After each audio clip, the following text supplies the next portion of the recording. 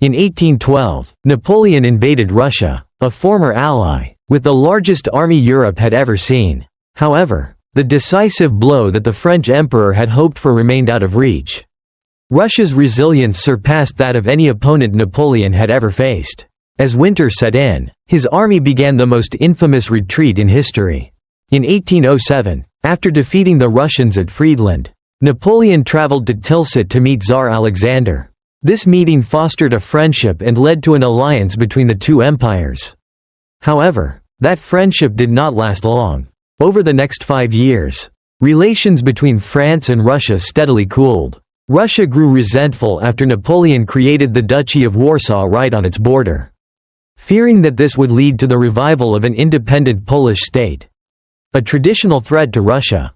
Napoleon also proposed marriage to Grand Duchess Anna Pavlovna, the Tsar's sister, to strengthen the alliance, but the Romanov family showed little enthusiasm. After more than a year of delays from the Russian side, Napoleon instead married Marie-Louise, daughter of the Austrian emperor. Later that year, he further violated the commitments made at Tilsit by annexing the Duchy of Oldenburg, a territory belonging to the family of the Tsar's brother-in-law, further straining relations. Worse still were the tensions over the continental system.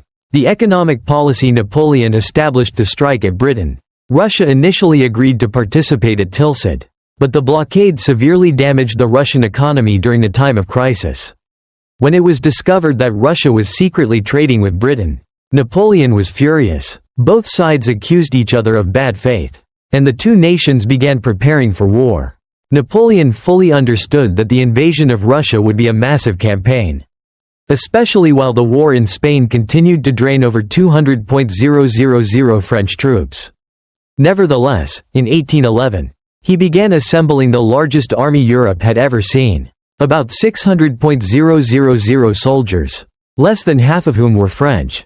The rest came from allied nations, a Polish corps under Prince Poniatowski, corps from Saxony, Westphalia, and Bavaria, from the Kingdom of Italy, as well as units from Switzerland, the Netherlands, Croatia, Spain, and Portugal. Even Prussia and Austria, former enemies, now contributed troops as reluctant allies. The reliability of the Allied units varied greatly. Polish and German troops fought with skill equal to that of the French, while many other forces lacked experience or enthusiasm for the fight, such as the Prussians and Austrians. This enormous army was organized into 3 wings. The main force was commanded directly by Napoleon. One wing was led by his stepson Eugene de Beauharnais, and the other by his brother Jérôme, King of Westphalia. While Eugene proved fairly solid on the battlefield, Jérôme did not live up to expectations. On the left flank, Marshal MacDonald commanded the 10th Corps with substantial support from the Prussians, while on the right flank, General Schwarzenberg commanded the Austrian forces. In addition, there were about 100,000 troops held in reserve, including Marshal Victor's 9th Corps. On the Russian side, initially only about 220,000 soldiers stood against Napoleon's massive army. Divided into 3 main forces, the First Army commanded by Barclay de Tolly, the Second Army under Prince Bagration, and the Third Army led by General Tormasov. However, they faced being overwhelmed at a 2-to-1 disadvantage. Meanwhile, before war broke out, Russia had achieved 2 crucial diplomatic victories. Just 3 years earlier, Sweden had been at war with Russia and had been forced to cede Finland.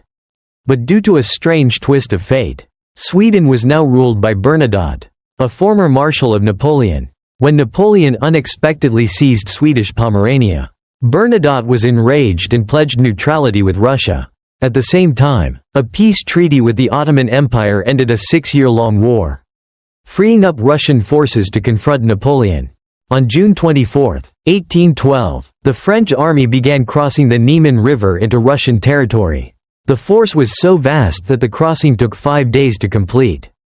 Napoleon's plan was to advance north of the Pripet marshes, crush Barclay's army while Jérôme held off Bagration's forces, then swing south to destroy Bagration. Napoleon believed the campaign would be over in just 5 weeks. However, the vast size of the French army led Barclay, a cautious commander, to choose withdrawal. Prince Bagration, who was aggressive and often critical of Barclay, was also forced to agree. The Russians adopted a scorched earth policy, burning villages and crops to deny supplies to the French. In just 4 days, Napoleon reached Vilnius, but Barclay had already retreated. In the south, Jérôme failed to pin down Bagration, and when Devout's First Corps swung southeast to trap him, Bagration managed to escape. Jérôme, inexperienced, was criticized by Napoleon and lost his command to Devout. Offended, he resigned and returned to Westphalia. The campaign was already beginning to show serious flaws in Napoleon's plan. Knowing that his army could not rely on local supplies, Napoleon organized massive supply depots and transport convoys. But the system moved painfully slowly across the mud-choked Russian roads after the summer rains. The French were forced to halt frequently to wait for supplies, slowing their advance and giving the Russians time to retreat. Meanwhile, young soldiers unaccustomed to long marches quickly became exhausted, with many deserting. Managing a multinational force 3 times larger than any army Napoleon had ever commanded also revealed serious difficulties. The once legendary mobility of the French army had given way to sluggishness and delay. After resting at Vilnius, Napoleon pushed on. Barclay continued his retreat towards Vitebsk, hoping to join forces with Bagration. However, Devout blocked Bagration's path at Sultanovka, forcing him to turn toward Smolensk instead. At Vitebsk, Napoleon fought against Barclay's rearguard, but once again the Russians withdrew, burning their supply depots before leaving. Meanwhile, 300 miles to the south, Russia's Third Army attacked and defeated the Saxon Seventh Corps, forcing Napoleon to dispatch Schwarzenberg's Austrians to reinforce the area. By the end of July, the French had advanced 250 miles into Russian territory, far deeper than planned. The grueling marches under the brutal summer heat caused heavy losses, with 20% of the army lost to exhaustion and disease, especially typhus and dysentery. The army had entered Russia with 250,000 horses, but 1,000 died each day from exhaustion and lack of forage. This disaster crippled not only the cavalry but also the transport system, making the situation even worse. At this moment, French light cavalry encountered a formidable opponent, Russia's Cossack horsemen. The Cossacks, fiercely independent and skilled warriors, did not follow the traditional rules of European cavalry warfare. They constantly harassed the French with lightning raids before melting back into the forests. Together with Russian partisans, the Cossacks relentlessly attacked French supply lines and depots, forcing Napoleon to scatter his forces to guard the rear. French reconnaissance also suffered, leaving Napoleon frequently blind to the terrain and enemy positions. At Vitebsk, Napoleon rested his army for 16 days, allowing the men to recover and pondering his next moves. Despite many concerns, he received good news that Schwarzenberg had defeated the Russians at Gorodechno, and French Bavarian forces had held the Russians at Polotsk. Napoleon's flanks were temporarily secured, but his main army had already been cut in half. He decided to march on Smolensk, hoping to force a decisive battle. Barclay, under mounting pressure from Bagration and Tsar Alexander in St. Petersburg, was also being pushed to fight in defense of Russian honor. The two Russian armies finally linked up near Smolensk, and Barclay decided to launch an attack on what he believed was a vulnerable French force near Rudnia. The attack began with General Plotov's Cossacks ambushing a French cavalry division at Inkovo. But when Barclay received false reports that Eugene's Fourth Corps was outflanking him from the north, he panicked and cancelled the operation. Seeing that Barclay's attack had collapsed, Napoleon launched a major maneuver southward to seize Smolensk and cut off the Russians' retreat. The Smolensk campaign revealed Napoleon's mastery of maneuver warfare. He used Murat's cavalry to mask the French movements, keeping Barclay in the dark about his intentions. On August 13, Napoleon reached the banks of the Dnieper River. Army engineers quickly built 4 pontoon bridges, and by the next morning, the French army had crossed. Another force under Devout also crossed at Orsha, but stubborn Russian resistance at Krasny delayed them, giving Bagration precious time to strengthen Smolensk's defenses. The opportunity for a quick strike at Smolensk was lost. Instead of attacking immediately, Napoleon, unusually indecisive, paused to celebrate his 43rd birthday with his army. 2 days later, when the assault finally began, Napoleon chose a direct frontal attack. 150 French cannons hammered the ancient walls of Smolensk, while 3 French corps launched a massive assault on the medieval defenses. The Russians fought tenaciously, but fearing encirclement, Barclay finally ordered a retreat. As Smolensk burned fiercely, the Russians pulled back just as the French poured into the ruined city. Bagration's army withdrew first, with Barclay's troops covering the retreat. At that moment, Ney's Third Corps caught up with the Russian rearguard. General Junot, commanding the Westphalian Eighth Corps, was tasked with cutting off Barclay's retreat. However, after crossing the river, Junot hesitated and failed to act, wasting a golden opportunity. Napoleon, furious, swore that Junot would never be made a marshal. The Battle of Smolensk cost both sides around 10,000 casualties and destroyed one of Russia's most sacred historic cities. But it failed to deliver a decisive victory. Having missed the chance to crush the Russian army at Smolensk, Napoleon faced difficult choices. His men were exhausted, home was far away, and the campaigning season was ending. He briefly considered staying in Smolensk over the winter and renewing the campaign in 1813. But Moscow was now only 230 miles away. Although Peter the Great had moved Russia's capital to St. Petersburg a century earlier, Moscow remained the spiritual heart of Russia, a prize the Russians would surely defend to the death. A born gambler, Napoleon decided to push on. The Russians, too, faced a grave dilemma. Tsar Alexander, after a profound spiritual awakening, called upon the entire nation to defend Holy Mother Russia against what he saw as Napoleon, the Antichrist. Though opinions were divided on whether to fight or continue retreating, Alexander realized that a change in command was necessary. While Barclay retained his position, supreme command was handed to General Mikhail Kutuzov. Though Kutuzov had been defeated by Napoleon at Austerlitz, he remained beloved by the Russian people for his victories against the Ottoman Empire. Kutuzov understood that Barclay's delaying strategy had been wise, but he also recognized that continued retreat would destroy army morale and public support. If Moscow were abandoned without a fight, the political consequences would be catastrophic. Thus, 70 miles west of Moscow, near the village of Borodino, the Russian army decided to make a stand. The bloodiest battle of the Napoleonic Wars was about to unfold. It had been 10 weeks since Napoleon had marched into Russia with more than 500,000 men. He had hoped for a quick victory that would force Russia to the peace table. But at Vitebsk and Smolensk, the Russians had skillfully slipped out of his grasp. Now, after an exhausting march of hundreds of miles, Napoleon's army had lost half its strength to disease and fatigue, and summer was quickly running out. At Borodino, the Russian army, under the command of Kutuzov, set up a defensive position along the 2 main roads from Smolensk to Moscow. Barclay de Tolly's First Army blocked the right side, protected by the Kalacha River. Although the banks were steep, the riverbed was shallow and easily crossed. On the left was Bagration's Second Army, positioned in a more open area but reinforced with large fortifications such as the Great Redoubt and smaller defensive works called flèches, shaped like arrows. A forward fort at Shevardino was also established to slow the French advance. The exact number of Russian troops is still debated, but it is estimated that Kutuzov had about 121,000 soldiers and 680 guns. Napoleon, leading around 130,000 men and 585 guns, quickly realized that he had to capture the Shevardino redoubt before he could deploy his attacking formation.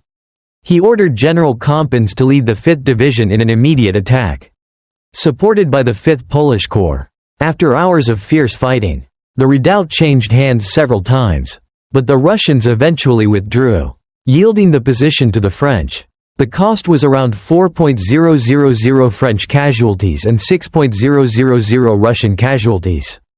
What was concerning to Napoleon was the few Russian prisoners taken, indicating the enemy's strong fighting spirit. Both sides spent the next day preparing for the main battle. Marshal Davout, commander of the First Corps, proposed a flanking maneuver to strike the Russian right wing, but Napoleon rejected the idea, considering it too risky, and decided instead to launch a full frontal assault.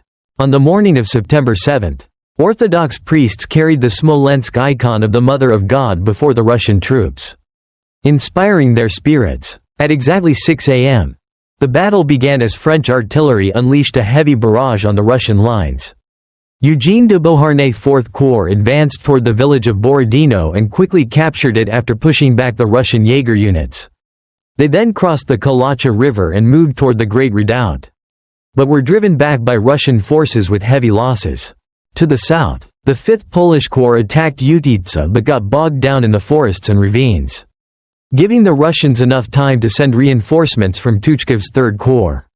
The battle around the Flèches was intense, with the French capturing the positions several times but being repulsed by Russian counterattacks. Marshal Devout was wounded but continued to command. On the right, Marshal Murat personally led cavalry charges, sometimes having to take shelter among the Württemberg infantry to avoid Russian cavalry strikes.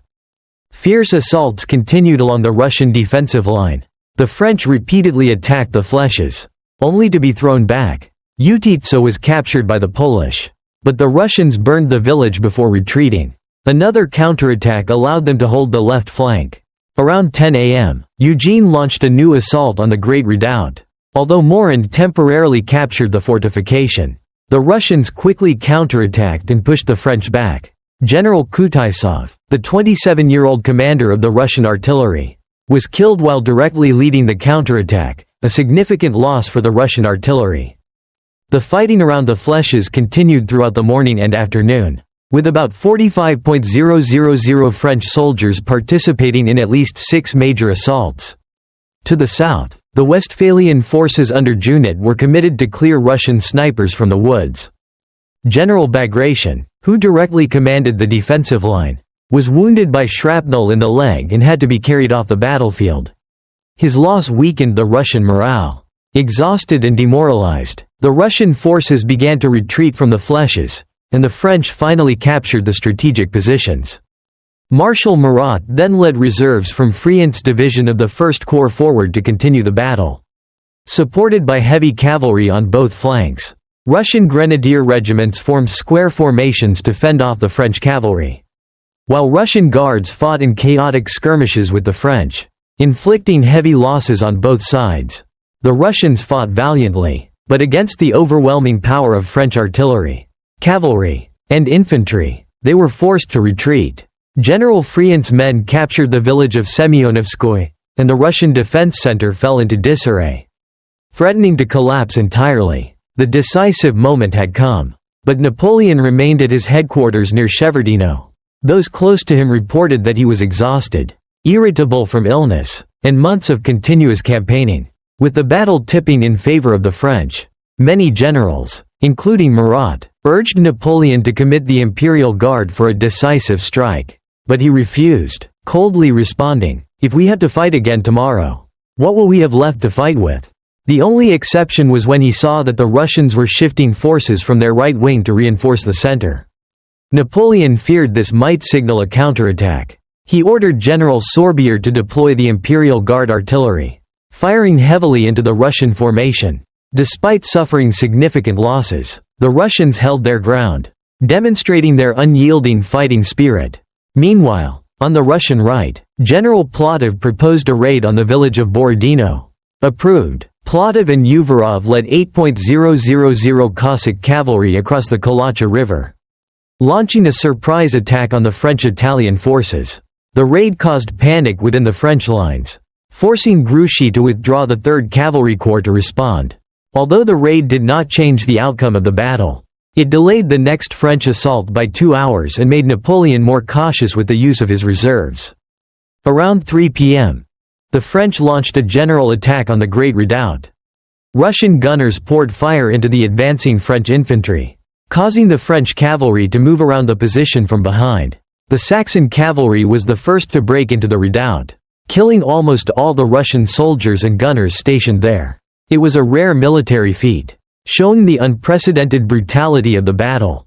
Once the French captured the Great Redoubt, General Eugene ordered the remaining cavalry to exploit the breakthrough. However, they encountered a counterattack from the remaining Russian cavalry forces. Eugene again appealed to Napoleon to send in the Imperial Guard, but this time Napoleon shook his head, I will not sacrifice my guard. I am 800 miles from France and cannot risk my last reserve." By 5 p.m., both sides were exhausted. The battlefield was littered with dead and wounded.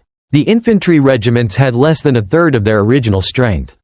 The cavalry moved slowly, and the artillerymen collapsed from fatigue. As night fell, the fighting gradually subsided. Napoleon and the French command expected the fighting to continue the next day.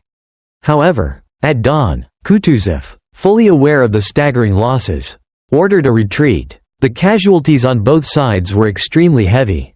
The Russians lost around 44,000 men, while the French lost about 30,000, including 49 generals, 12 of whom were killed. Borodino became the bloodiest battle of the entire Napoleonic Wars.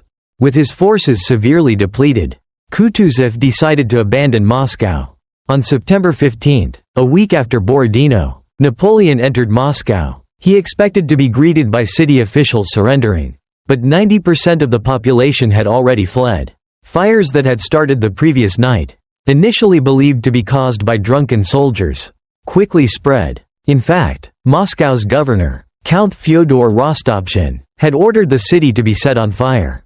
Instead of letting it fall into the hands of the French, the prisoners were released to carry out the task of setting fire according to an unspoken order from the authorities. Despite efforts to suppress the flames, the fire quickly got out of control. In 4 days, 2/3 of the city was reduced to ashes. When the fire died down, French soldiers began looting the remaining ruins. From the Kremlin, Napoleon sent a letter to Emperor Alexander, proposing peace talks, but received no response. Napoleon still hoped that Alexander would have to make concessions.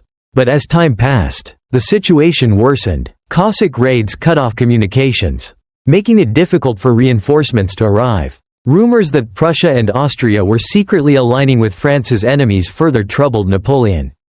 The plan to winter in Moscow was no longer viable. On October 13, light snow began to fall.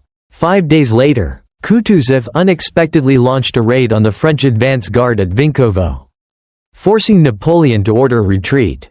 On October 19, 100,000 French soldiers left Moscow, pulling 40,000 wagons carrying women, children, looted goods, and stored food. A soldier in the Imperial Guard recorded his belongings: silk dresses, precious jewelry, silver statues, and even a jewel-encrusted spittoon belonging to a Russian prince. This heavy column did not realize they were entering a life-and-death race. On October 24, the plan to retreat via Kaluga was blocked after a fierce battle at Maloyaroslavets, forcing Napoleon to turn back to the old route through Smolensk, a land drained of resources. On the retreat, the French were continuously ambushed by Russian forces. As they passed the former battlefield of Borodino, the bodies still lay scattered, further demoralizing the soldiers. The weather worsened, the early winter cold began to kill horses, and the soldiers could no longer endure. Discipline broke down, and the wounded or those unable to fight were left by the roadside. On November 3, the battle at Vyazma delivered a heavy blow to French morale. The next day, heavy snow fell. The following night, temperatures dropped to -20°C. Most of the soldiers and civilians accompanying the army had no winter clothing or proper shelter. Facing imminent disaster, many soldiers froze to death overnight. The next morning, wagons carrying ammunition and artillery were abandoned. Many soldiers, desperate to save themselves, defied orders. They stole horses, looted food, and scattered across the countryside in search of sustenance. Several of these looting groups were discovered by the Cossacks. Some were killed on the spot. Others were robbed of all their belongings and left to freeze to death. A few groups were even handed over to farmers who had long harbored deep resentment toward the French invaders who had plundered their homeland. As the ragged army stumbled through the snowstorm toward Smolensk, Napoleon ordered Eugene's Fourth Corps to divert toward Vitebsk, where France had large food stores. But Vitebsk had already fallen to the Russians. With no other choice, the Fourth Corps had to regroup and abandon nearly all its artillery and baggage. A colonel who witnessed the scene described it: the soldiers were barefoot, nearly naked, exhausted and starving, sitting slumped on their backpacks, dozing in a kneeling position. only waking to roast a few pieces of horsemeat or melt snow to drink. Just 3 weeks after leaving Moscow, a third of the army had either died or been captured. Half of those remaining had become a sea of wandering people, without units, without organization, fighting merely to survive. Napoleon arrived in Smolensk on November 9. The first soldiers to enter the city immediately looted the supply depots, leaving nothing for the troops behind, especially Ney's rearguard. Napoleon had once hoped to make Smolensk a winter base, but the dire condition of the army and the lack of resources forced him to continue retreating. The 5-day delay in Smolensk gave Kutuzov time to get ahead and block the way. When the French resumed their retreat, Kutuzov ambushed them at Krasny, 30 miles west of Smolensk. 3 days of fierce fighting in the snow and ice. Napoleon had to use the Imperial Guard to break a path for Eugene and Devout's corps. 2 young Guard regiments were ordered to make a suicidal counterattack to hold back the Russians, almost being completely wiped out. Kutuzov, though victorious, kept most of his forces in reserve and was criticized for not completely destroying the French army. Perhaps Kutuzov himself was concerned, as his own Russian army, full of new recruits, was also dying from the cold day by day. Not all of the French forces escaped Krasny. On November 18, Marshal Ney with 6,000 rearguard troops arrived, only to find the road blocked by 60,000 Russian soldiers. There was no sign of reinforcements from Devout's First Corps. In desperation, Ney led his troops in a charge through the Russian lines. Then, in the dark of night, crossed the frozen Dnieper River and walked 45 miles through open terrain. Constantly pursued by the Cossacks, when he reunited with the main army at Osha, Ney's rearguard had only 800 men left. The entire army cheered and called him Ney's miracle, and Napoleon immediately awarded him the title, the Hero of Heroes. But though they had escaped one trap, the nightmare was far from over. 3 Russian armies were converging, Kutuzov from the east, Wittgenstein from the north, and Chichakov from the south. Napoleon was trapped with a 3-to-1 disadvantage. Napoleon aimed for Minsk, the last large supply depot, but bad news arrived on November 21. Minsk had fallen. Chichakov captured Borisov and burned the bridge over the Berezina River. Normally, by this time, the Berezina would be frozen, but an unexpected thaw had turned the river into a cold, raging torrent, blocking the retreat. A glimmer of hope appeared. Polish cavalry discovered a ford at Studyanka. Napoleon immediately ordered the construction of 2 pontoon bridges. Dutch engineers waded into the freezing water, working day and night to build the bridges, completing them in less than 24 hours. Very few of them survived the task. Thanks to clever deception, most of the French forces crossed the river without much resistance. Oudinot led the way, followed by the remnants of the main army. Meanwhile, the stragglers, tens of thousands of people, crowded the freezing riverbank, unwilling to cross the bridges due to the biting cold. When the Russians discovered the plan, fierce fighting broke out on both sides of the river. Oudinot was wounded again, but the Swiss troops held their ground. By dawn on November 29, the Russians poured in. Thousands of stragglers, panicked, trampled each other in an attempt to cross the bridge. Hundreds were crushed, pushed into the water, or drowned in the freezing river. By 9 a.m., the French engineers were forced to burn the bridge, leaving thousands behind, abandoned to the Cossacks. After 43 days of retreat, Napoleon's army had marched more than 800 kilometers under horrific conditions, hunger, constant pursuit, and temperatures as low as -30 degrees Celsius. Out of 124,000 battle-ready soldiers at the beginning, only 20,000 fully armed soldiers remained, with an equivalent number of stragglers. And then the weather grew even worse. The temperature dropped to -37 degrees Celsius. The Russian armies now allowed the Cossacks and civilians to sweep up the remaining French forces. On December 5, Napoleon left the main army, disguised, and raced back to Paris in just 13 days. Many viewed this action as a betrayal, but the generals supported the decision. France needed him more than ever. On December 9, the last 20,000 survivors crossed the Niemen River, returning to the Allied Polish territory. According to legend, the last to cross the river that day was Marshal Ney. The invasion of Russia became the greatest military disaster in history. Napoleon made a fatal mistake, misjudging the terrain, logistics, and, above all, the indomitable will of Russia. The cost was 500,000 French lives, 250,000 horses, and 1,000 cannons. Of the 12 who entered Russia with the Grand Army, 1 was killed or died from wounds. 2 were captured, 1 died in prison. 7 died from disease or cold. Only 2 returned alive. Contrary to the myth, the death toll in the summer advance from malaria and disease was even higher than the deaths during the winter retreat. The Russian army also suffered heavy losses, 150,000 casualties. Along with countless civilian deaths, the Russian campaign not only destroyed Europe's strongest army but also shattered Napoleon's invincible reputation. Eastern Europe trembled. Hostile powers seized the opportunity, preparing to form an alliance to destroy him. But Napoleon had not yet given up. Upon returning to Paris, he admitted, "Luck had blinded me, I let it lead me astray. I made a grave mistake. But I still have the means to fix it." Napoleon abandoned his army, but his name will never leave history. A legend born from failure.